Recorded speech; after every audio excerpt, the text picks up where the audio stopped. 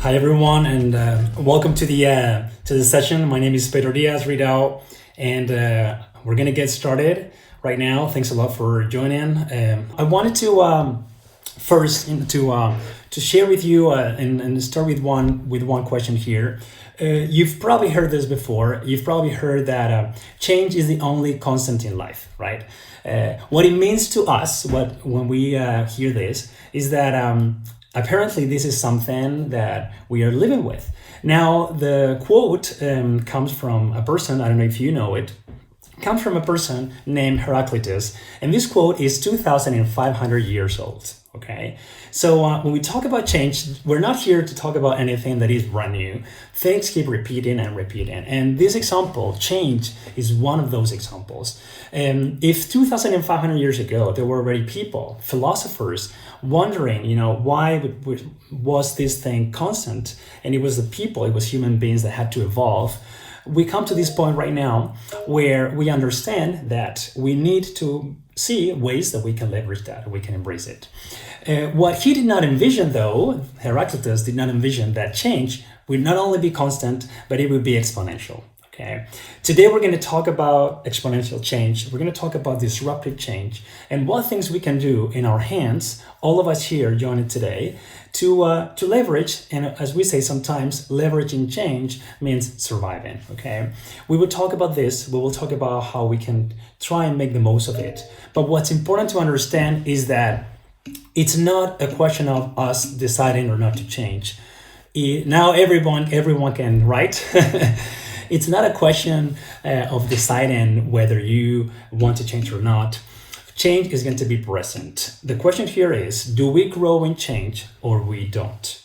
Do we get better or we don't? And sometimes, as I said before, getting better goes by surviving, especially in high pressure, high uncertainty situations like the one we're facing.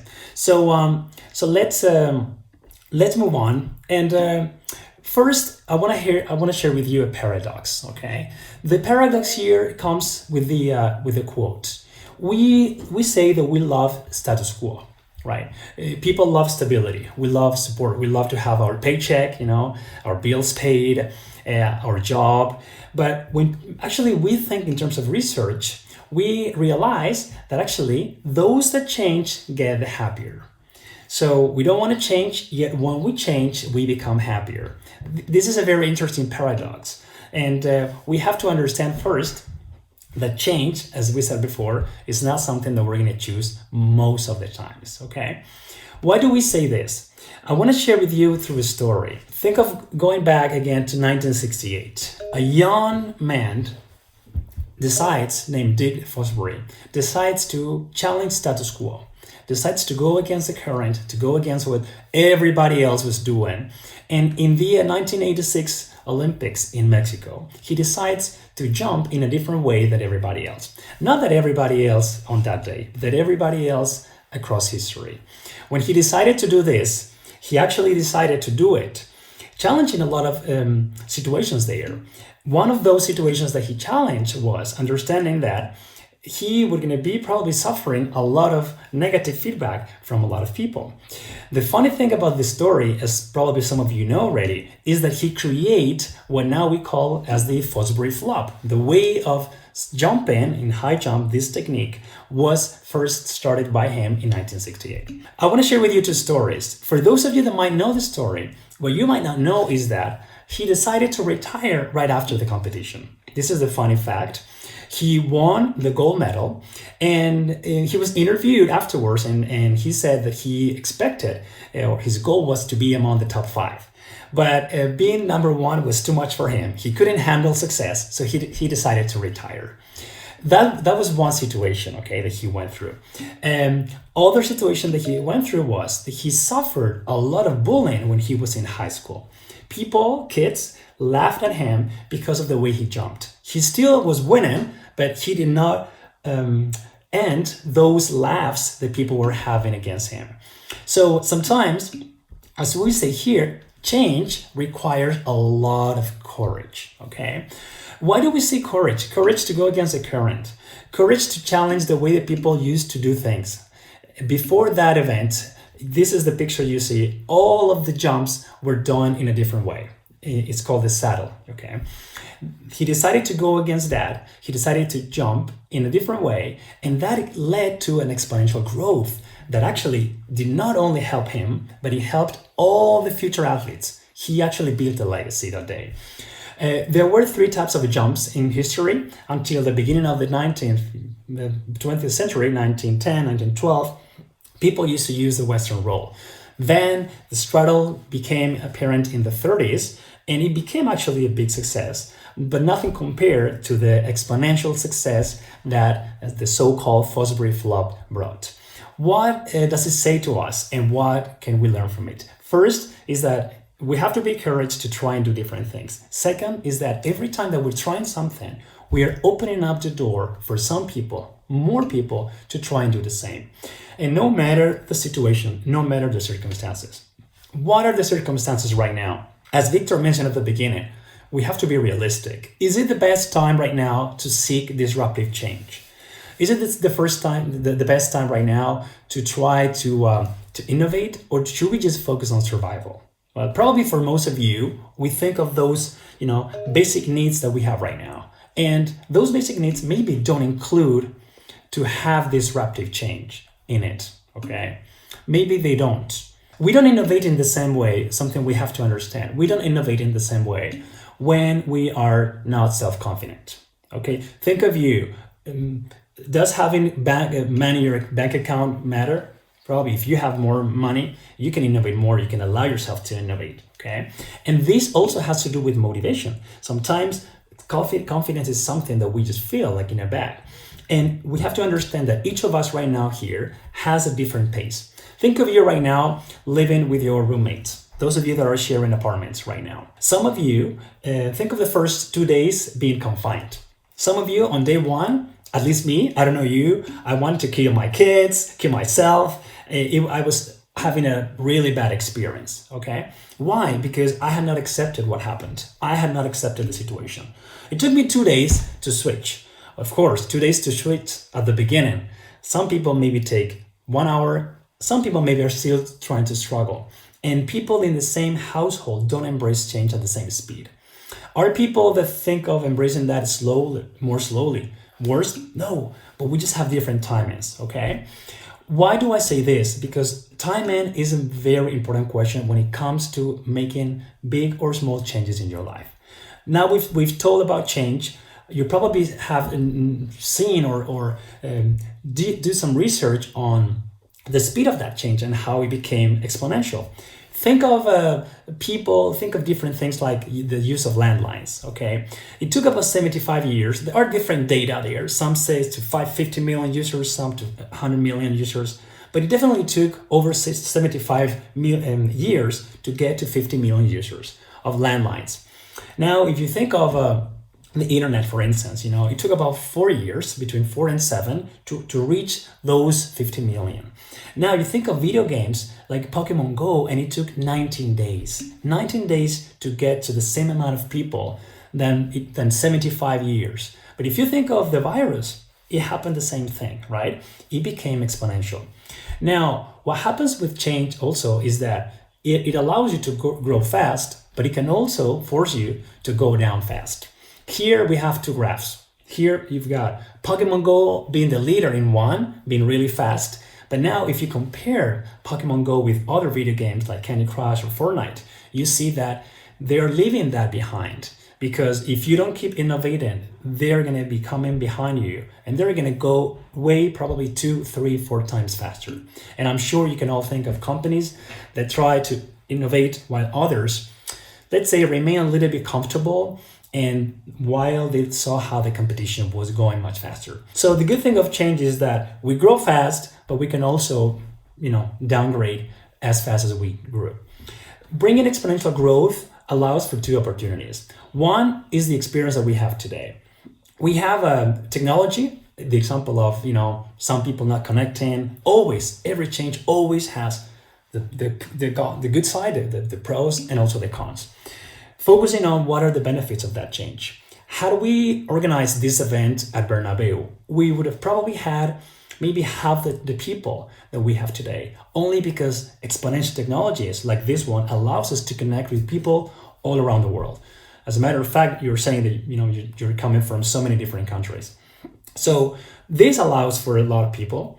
Also, think of online purchasing. I read yesterday a funny thing that a lot of people were actually buying wine, and no wonder, right? You're at home, and some people use wine, beer as a good anti-stressing, anti-anxiety element, and it works. It actually works. The thing is that what I was surprised about was that 46% of online buyers of wine were new customers. They never bought wine online before. So every change that we have allows for a new opportunity. The opportunity, for instance, to use tools that were available that we never thought of, as we will see later today. Thinking of the sport industry, how can we embrace those exponential technologies for our project? Do we have the capability? Do we have the knowledge? In terms of, manufacturing, biotech, health, we are incorporating health in pretty much every project that we see right now in the industry, no matter what type of project. Second, think about our resilience. The human beings are resilient by nature. Think of 9/11. Think of March 11 here in Madrid. In both events, in both cities, less than 7% of the people that were in those cities at the time suffer PTSD, post-traumatic stress disorder. Less than 7%. So we all went through a massive, change in our hearts. We left, you can all remember where you were in 9/11, right? Where exactly what you were doing. We will never forget. But we are resilient by nature. And it also helps solve old problems that we had. Let me give you an example. My wife is a teacher, and I've got also many friends that are a teacher. And now they have to teach online. What they told me, several of them, was that they had seen how bullying had been reduced. Because of course you don't go to class, so the bully is not there to push you, right, to shove you. It's obvious. What is not that obvious is that bullying reports actually went up. Okay, so it means that bullying decreased, but people that had received bullying before, and also in this case it's not such a nice one, even abuse from their parents, were actually sharing that.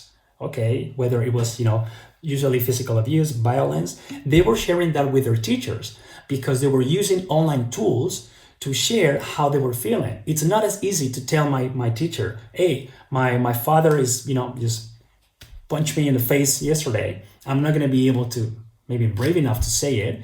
But when I have to say it through a computer, I type it, I click send, and it's gone. And then I don't think about it. I'm brave. The online world allows us to be more brave. Okay. And that's why for me, these are some of the good news of change. Okay, that you can help solve old problems. Okay. Also, of course, there's a downside. The downside of change is that if good things are exponential, bad things also become exponential too.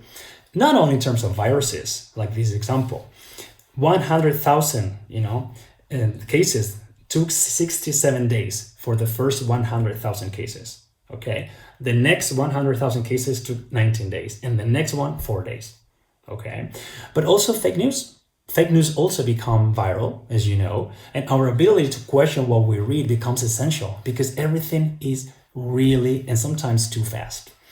Think also of how it impacts employment. Okay, I'm bringing a lot of good news here, as you can see, and that was in the news today, right?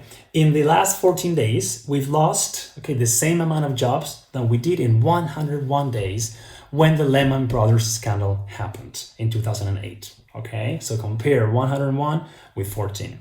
It also brings inequality. We, for instance, with the management development program, we have several trips. One of them is to San Francisco.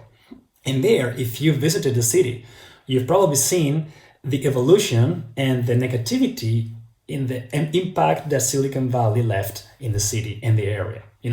House prices went up, rent, a lot of people had to leave.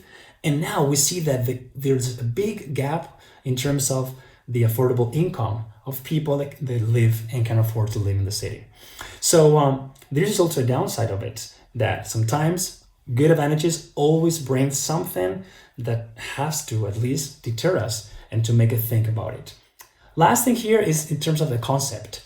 We talk a lot about smart cities, right? Different cities in the world being smart cities. But do we talk about smart societies? Do we want to have interconnected cities technologically where people are not mixed humanly? Like, for instance, the example of San Francisco, where, as you know, the population of homeless has always been high, but now it is more obvious that the gap between them and rich people is much higher. And especially, what can we do within sports to help shorten that gap? Maybe we won't breach it, maybe we won't cut it, but what can we do to break it? And there are luckily initiatives that help us do this. One big question here, what has changed? What has changed? And I'm not talking about the last few weeks. I am talking about last months, maybe the last year. What has changed for you? Difficult to think of the last month or the last 3 months, right? Because now our past became 2 weeks, 3 weeks for some. It all depends on when you started being confined. Assuming that probably most of us right now, if not all, will be confined. I heard yesterday a third of the world is confined already, and it's growing, okay? What, for me, can we get as lessons for this disruptive change? First, communication styles, they are changing. Did you notice, for the first time in history, five generations are working together, working at the same time. So it means that if you are 19, 20, you're working with people that are even up to 70 years old, because the retirement age is getting expanded, not only because of a need, but because of a want. Double the population right now, 65 or more, are actually working that what they were doing in year 2000. There is double people aged 65 or more working. It means it brings opportunities. Think of you being a physical trainer, right? Think of you providing health services. Those people, they're going to need your help, okay? But now, how do you engage with them? How do you connect? That is not that easy, okay? Do they have the same aspirations as we have here? Have you seen a 20-year-old aspire to own a car? Me, not lately. But if you ask a 40-year-old, what was your aspiration when you were a kid? Owning my car. And now, for 18-year-olds, owning a car is old. It's like, why? I can get my car anytime I want, except when I'm confined. We always have to say, right? Think about this. Think also about how we adapt the way we talk, depending on what generation or what type of speaker we are talking to. To give an example, another friend of mine shared on social media a few weeks ago that she was not happy about her students emailing her. Well, it's okay, but using Instagram because they didn't get an answer from her, so they just went straight to all the sources available. So they sent her an email, then a Facebook message, and then they found her on Instagram, and they just kept bombarding her with messages. So she said, well, using Twitter can be okay, using email, of course, Facebook, but come on, Instagram. For her code, her language did not include Instagram as an informal way to communicate with a student. Think of you communicating with older people or younger people. Do we use always the same codes, right? To give an example, sometimes when I'm teaching or doing some workshops, people ask me for my phone number, and I always give it. Maybe I should consider that. But sometimes I see that people write me, it's a real case, 2 a.m, midnight, with questions that can be addressed through email. Even for me, WhatsApp is only for urgent things, right? Not like work things. But maybe that person doesn't know it because they don't have the same code. So what are the codes you have? And how do you adapt to different codes? Second, what are the roles? And roles are changing a lot. Think of China right now. A month ago, China was the bad guy, and now China is the one helping Europe and even helping the US. They're bringing airplanes full of equipment and donating a lot of things and being really generous, okay? And it all changed in less than a month, even in weeks. One time you receive help, and next time you are the one giving help. We live in a fragile environment. And those of you that have heard me before, I say this not because of the virus, but I've always said that. Everything can change from today to tomorrow. What can we do to respond in that fragility? You don't need to be local anymore to succeed, because you can get expertise from across the globe using, for instance, this online tool. Let me share with you this example. This is a company that uses NBN23. This company is a sports data analytics company based in Spain, in Valencia. And they are the partner of the NBA, the North American Basketball League, in terms of big data. So what are the odds for a Spanish company to go to the most difficult market in the world, where actually big data research comes from, and be the one actually getting the job done? Okay, the odds are not big. You can get expertise without being in the country. Now, what is the new challenge? The new challenge is that, what if we now start closing borders? Think of England right now. Think of all the countries closing borders. How is that going to impact our possibilities to create projects? First, it creates more barriers to entry, right? Because there are literal physical barriers. You cannot enter the country. Difficult to scale, but maybe it allows for you to be more local, to not focus so much on becoming international, but helping inside. Also from copying from other countries and applying there, because it's difficult that those other companies will come to your country and do the same thing. In the end, we are talking about a balance where you always put things in one side and you have to take out things from the other one. Now, we talk about causes of change. We talk about different ways to see it. Now, what helps us embrace it? Okay, we're talking a little bit about some mindset issues and also some practical tools. First, let's talk about what helps. First thing, and it's not news for you, need. Okay, we change when we need something. Think of all the applications that already were there. Okay, why were you not using Teams, Microsoft Teams? Why were we not using Zoom? Why were we not Skyping more? Okay, because we didn't feel the need.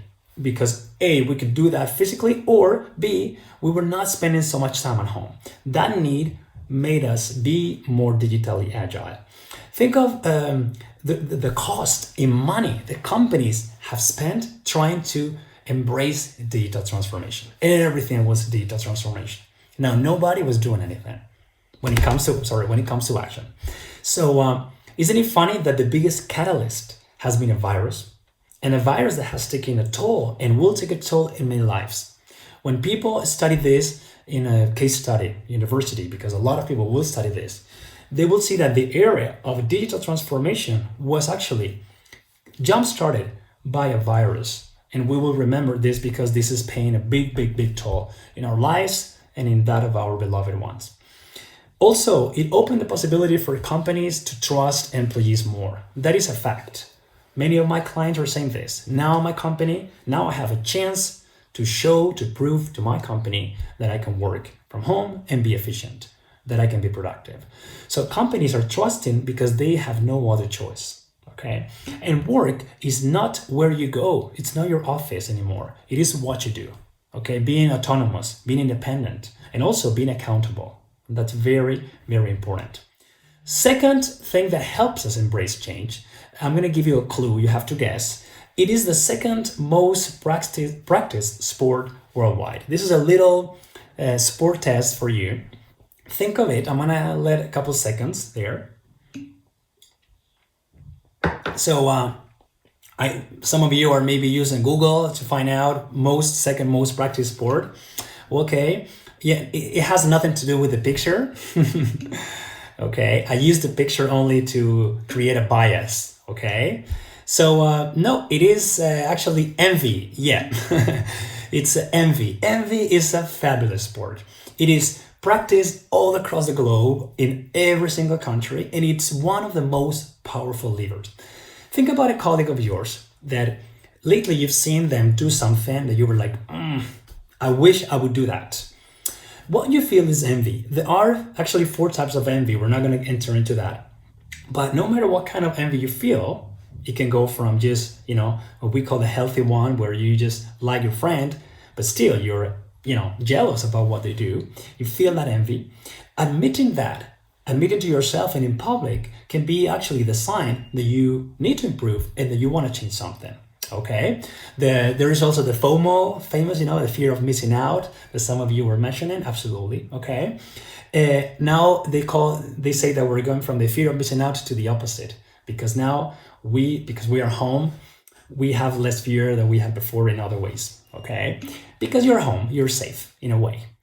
What matter, and most importantly, what matter is action. It's not what causes the action. Who cares if you're doing it because you see that in your neighbor and then you do it, okay? Or because it came from you internally. What matters is that you actually do it, okay? So for me, envy is a great catalyst for change, for the inner one, the one that pushes us. What is the third one? The third one is the community aspect. I don't know if you know the company Peloton. Peloton is a US-based company. What they do is they provide services that involve mainly indoor cycling and now also running. So you basically buy the bike or the treadmill, and then it also comes with a software and a program where you can have online classes and also be part of a community. This is a unicorn, okay? The company is worth $4 billion US, okay? It's a massive unicorn, and they decided to launch it with just one focus: building a community. This is another paradox. You prefer to stay home and bike alone than go to the gym because at home you are biking with many people.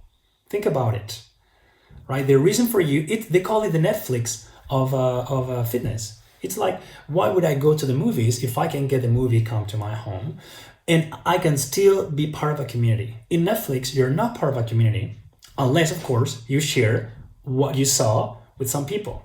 I have a friend right now that is watching a TV series simultaneously. So they meet at a given time every day, they click play, and then they talk about the series on WhatsApp, even being in different apartments. Okay, so you can create your own community.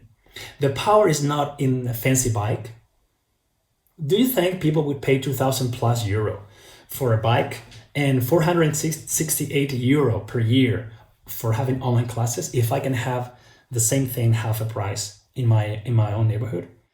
It has to have an added value, and the added value is the network. Is not the network in terms of contacts, but the community. Think of the ads, right? Also, in terms of uncertainty, people actually need to feel together even more. Think of you now. You're connecting more with people. You're talking to people that you hadn't talked in maybe months, only because also we need to have that safety component. Okay, my wife is joining now different courses with different people on cooking, educating, different things, because we want to be always part of a community. 4, gaining perspective. Okay, here I'm going to share with you a tip in case you want to try it on. It's not by me. It was created by Kat Cole, and she called it the hotshot rule. The hotshot rule comes from this moment where you tell somebody. Imagine I tell you in this case. If somebody replaces you tomorrow, if you had to say, okay, I'm not working where I am right now, whether you are the CEO of a company, the leader of a team, or whether you work as an employee in a given organization or as an entrepreneur, if somebody replaces you tomorrow, what is that one thing that they would do that you're not doing? One thing they would do differently. Okay, this is about gaining perspective. Okay, if somebody replaced me, so for instance here, maybe I would say, well, maybe they would, I don't know, leverage more the writing that I'm doing, okay, or organizing work differently, or maybe improving my website. Okay, there's always things that we don't do and we just let time go.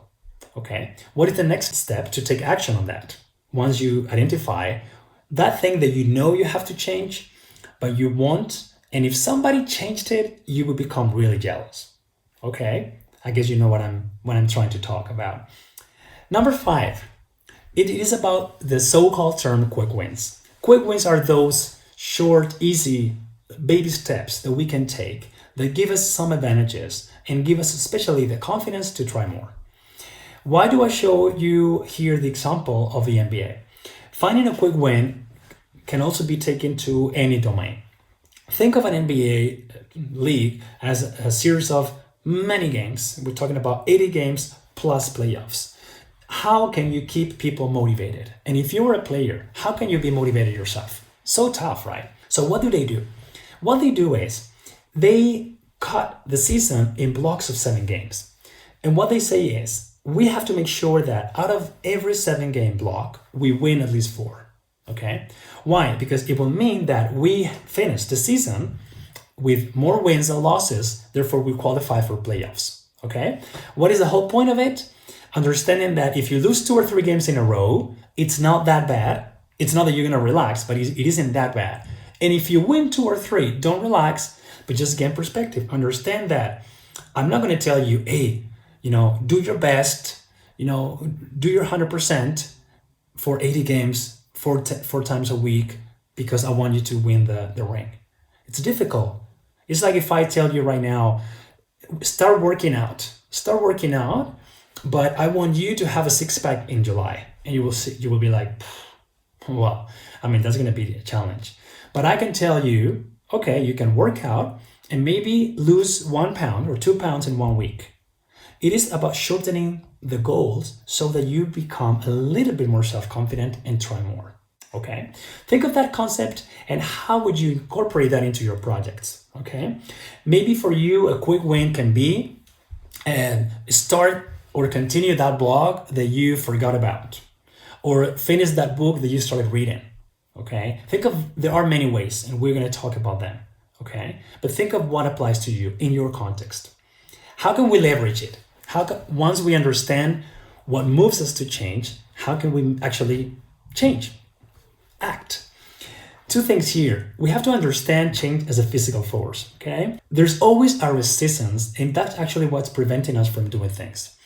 In my book, Mejores Líderes, I had the chance to interview an author from Spain called Fernando Botella. He's a change management expert. And he said that change equals, this is the formula that you see, change equals needs minus resistances. So what are the needs you have to change? And what are the resistances? Think of you, for instance, connecting with your family. What are the needs? I want to see my grandparents or my nephews. What are the resistances? I have to download the new Zoom app, and I have to maybe make some space in the computer, or just take some time. If the resistances are higher than the needs, you're not going to do it. So you can focus on 2 things. As you can imagine, increasing the importance of those needs. I really want to see my nephew because it's his birthday, or, reducing the resistances. Okay, well, going through a computer and downloading an app isn't a big deal.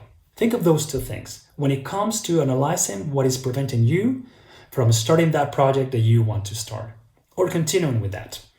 How can we leverage that? Let's see a few steps.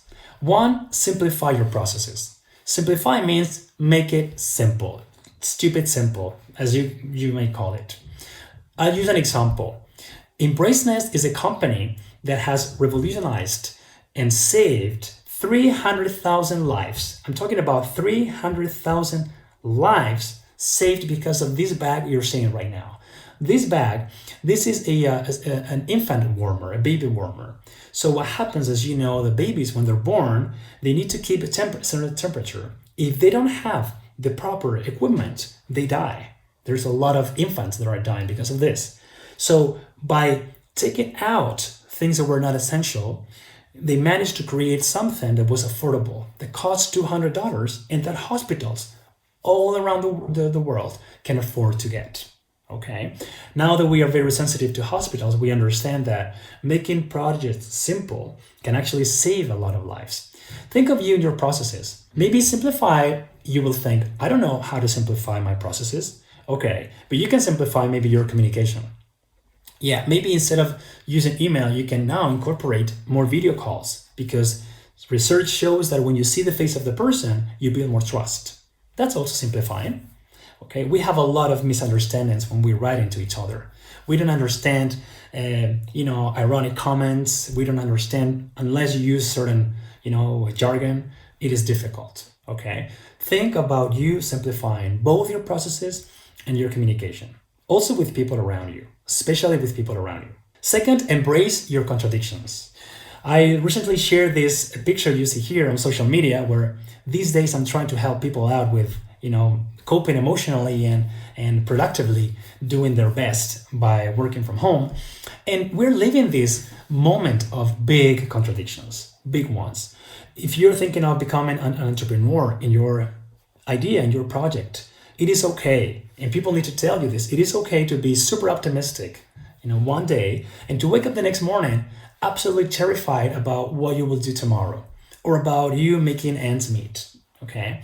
Think about you changing thoughts, being super selfish one day, as I said here, going and buying toilet paper like it's the end of the world, and also the next day being super generous, helping your neighbors. Okay? And also think that if you don't think you're going to just have to change your argument, you are wrong already. Whatever you think today will likely change tomorrow. We are constantly seeing this. To give you the example with the virus, most of us said at the very beginning that the press was increasing, kind of like, talking too much about it. Now, of course, nobody will dare to say this. Okay, but a lot of people blamed the media for being too, crazy about it. Okay, and don't think that if you reject an idea today, it means it will never work in the future. Ideas that you put in the back burner today might be the best ideas for you in the future, once this uncertainty is over. 3, use existing resources. Think of you being creative. The fewer resources you have, actually, the more you will need to evaluate them. Are you working out from home? I am working out just a little bit. I wasn't working out much before, but I'm doing a few things. And I'm using my kids as the, to weight lift, basically to lift weights. I'm lifting them because that's what I have. That's what's handy. What's handy for you? Building a self-made gym, maybe cooking something with those ingredients you have that end up being like a great meal. Okay. Think of you embracing technology that you had in your home that you never used before. This is a true story. A very good friend of mine had bought a Mac a few weeks before, and she never used the Mac. The Mac was there, and it was because of the crisis now that she has time to be at home and that she's facing one big change, which is the fear of going from the PC to the Mac. Those of you that know me know that I had to go through that process too.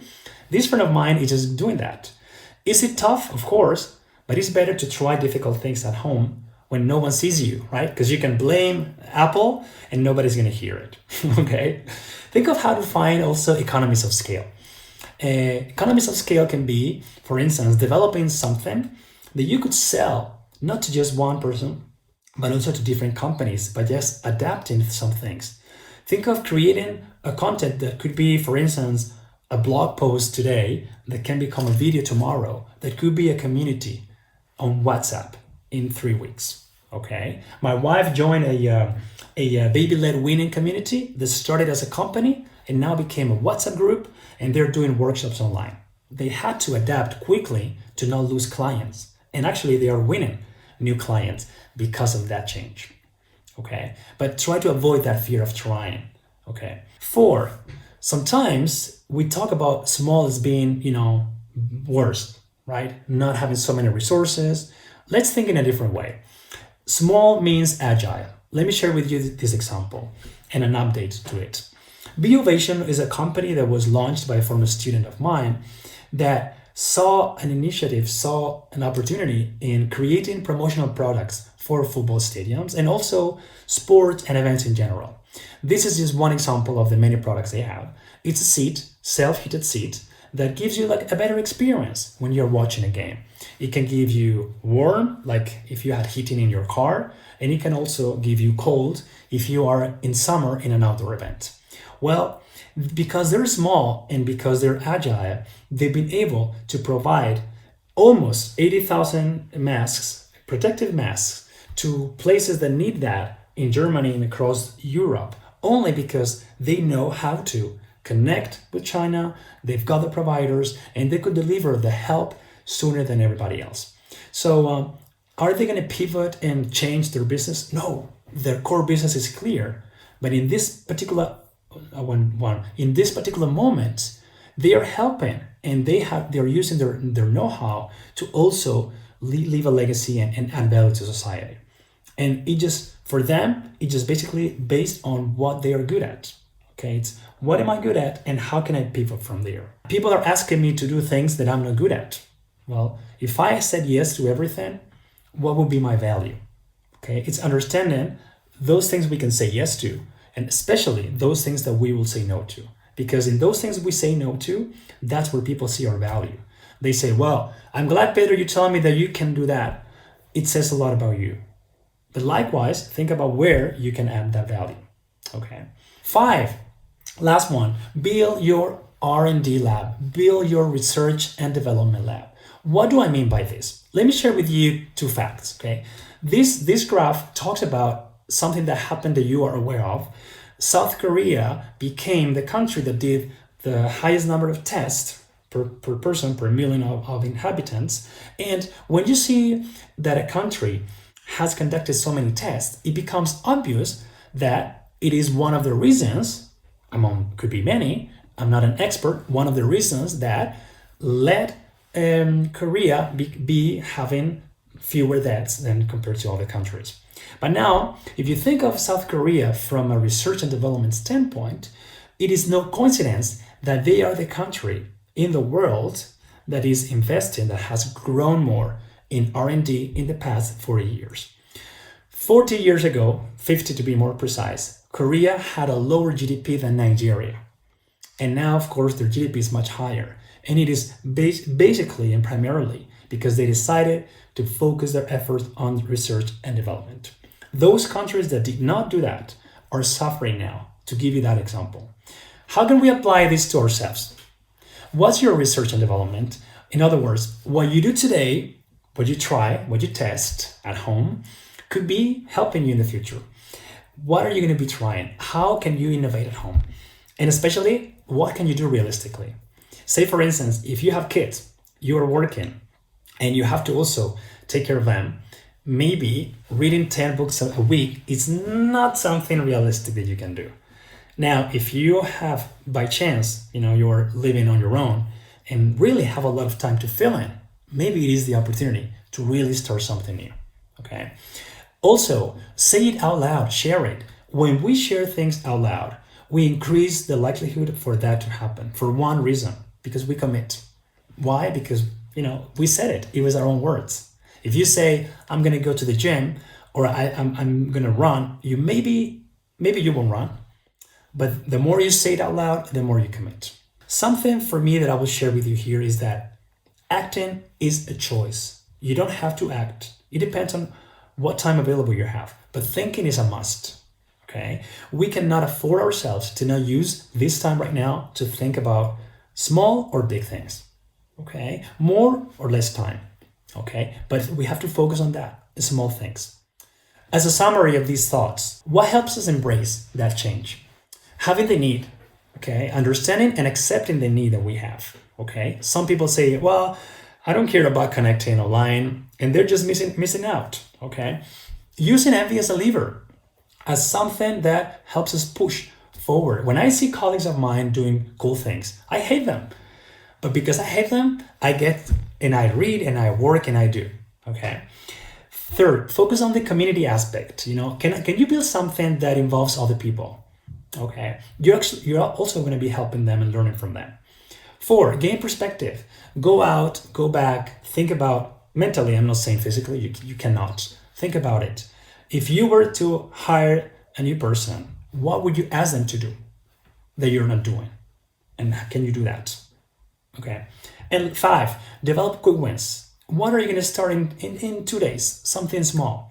How can you do that? Simplifying processes. Okay. Embracing contradictions. It is okay to change thoughts. You're not a worse person. It is okay to question what you think. As a matter of fact, I think we have to do that. And it is okay also to think that you're going to do something and that you will end up doing something else. If this happens every single day, maybe you have a personality disorder, okay? But I don't think that it's going to happen every day. So allow and afford yourself to try and to change your mind, okay? 3, reuse existing resources. What's around you physically? Like I could be choosing books and say, okay, I'm going to make an infographic of this one, or I'm going to make that. What's around you physically that you can use? And what do you have right now? Don't think of what you don't have. Don't think of what you will do if you had a chance to. No. That's not the question right now. It's what we have. And if you're small, if your case is being small, think, can I react quickly and start doing small things, building small prototypes? What kind of research and development are you going to do? And you can create a span. Let's say 1 week. Let's try. Fortunately, a lot of people now have more time and are more available to conduct interviews with, to chat with, have Skype calls. This has become our day to day. I see now a lot of people that tell me, I can't meet with you because I have so many calls. Well, it means they're talking to people. It means they're hearing. Okay. So these are the thoughts I wanted to share. I'm going to turn it over now to Victor and also to you to see questions you have that you want to address. And let's see what we have and how we keep the conversation going on. So thanks a lot, and let's see what questions you have.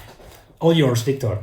Pedro, yes, I can hear you. Okay. So thank you very much for this session. It has been great. So we're going to start with one of the questions that was the first one that we received this afternoon. It came from Laura Rodriguez del Rey. She was asking you, nowadays that we are living in a big change, we have noticed that you can work from home or children could study from home too. What happened in this case with the sports industry? How could they innovate to continue active? What happened in this case with their jobs? What we're saying, and for most of the questions, me specifically, we don't have an answer. What we're saying is that we see now the opposite. Being small here is good for some things, it's bad for others. Big teams, big structures, also, some of them are leveraging this or at least sustaining the impact. Okay, others, as you know, have to go through some legal processes because they can't hold that anymore. What we're seeing is that teams have something in common, one thing. They're trying to not lose momentum with fans. For instance, people need content. People need to see content. So if you're able, and I will focus on two things. If you're able to think, can I deliver content and value from home in any way, shape, or form? We of course, in whatever depends on you. What do we mean by that? Think of tournaments that are being held. Think about opportunities now, new markets. There are companies that are still doing good, doing well, that actually will do better after the crisis. And those could be potential sponsors for events. And of course, I'm talking about medical companies, pharmaceutical, R&D, labs. Okay, well, maybe they can be the first ones to target after the crisis for sponsorship because they do have the funds and they do have the possibility. Okay, but absolutely, with this is a major, has anybody here lived a pandemic before? No, that's common for everybody. For the good, for the bad, we're all in this together. Had it been one league suffering, other leagues benefiting, players moving from country, absolutely. But in this case, everybody's going to move more or less at the same pace. I say more or less because imagine when it reaches countries that have weaker health instruments, weaker health systems, that's going to be a big, major problem for them as well. Pedro, sure. One of our students, I'm sure you may know him, is asking you, will you do so? Where does open to change your judgment or opinion fit into this bucket? I'm going back to the blaming the media example that you gave them before. So what does open? So what does open to change your judgment or opinion fit into this bucket? And he's going back to the example that you gave us before about blaming the media. Oh, okay. Yeah, well, this goes into the changing your thoughts part, okay? So, and I have to say, I'm not gonna tell you, oh yeah, I did not do that, because what happens is sometimes when we see that we are going against the current, we shift quickly and we don't forget the thought that we had before. So you see yourself blaming, say the media one day, the next day you're the one defending the media and you're actually blaming the person blaming the media. Open to change means understanding that I have to have very strong arguments, very good arguments, but weakly held, as psychologist Adam Grant quotes. People do the opposite. We tend to have very weak arguments, but we defend them strongly. This is what I think, that's my opinion, and we don't enter that moment of questioning and conversation. My take here is, let's try to have very strong arguments based on research, based on data, being objective, but weakly held, so that people can filter through them, and then we can make it better. Okay, that's my point on it. Thanks for the question, and also likewise before. And thanks also for Thanks your for messages. your question. Came from Catherine. Catherine asks you, how do these concepts apply to sports, not only right now that we are living this situation, but during other type of crisis? Something for me that I would suggest you do is understand that the value that each of us can give is in how you can take something that happens in a different context and apply it to your industry. So you're not going to read that in a book, okay?